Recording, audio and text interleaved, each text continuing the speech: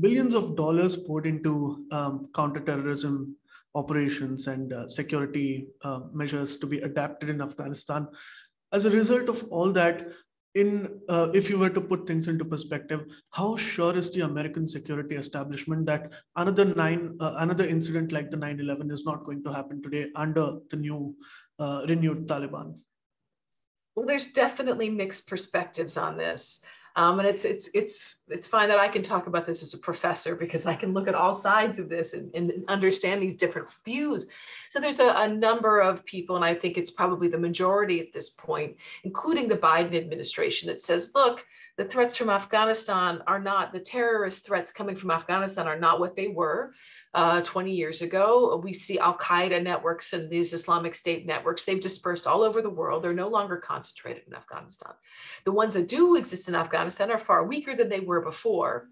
So it's not that these groups don't exist, but they're weaker and they're dispersed. And if we're fighting them in Afghanistan, why aren't we fighting them in other places where they exist?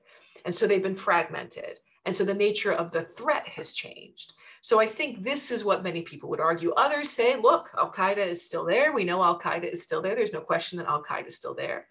I don't think there's any question that the Taliban have relations with these groups. Now, as part of the Doha Agreement, the Taliban said that they wouldn't have relations, that they would fight these groups. Now, we definitely see some kind of rivalry between the Taliban and the Islamic State.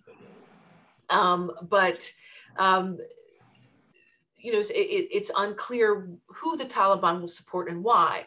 I also have a very strong sense that the Taliban are allowing foreign fighters, especially some of the Central Asian fighters, to continue to persist in the region.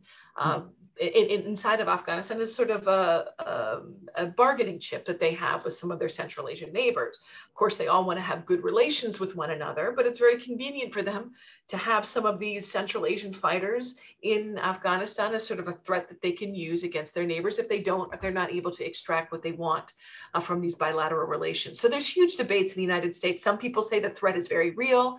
It hasn't really changed since 9/11. Others say, look, the nature of the threat has changed. Please remember to subscribe to us and switch on the notifications for this channel. For our other social media links, more content, and to support our work, please visit citti.net. Dhanyavad. Namaskar.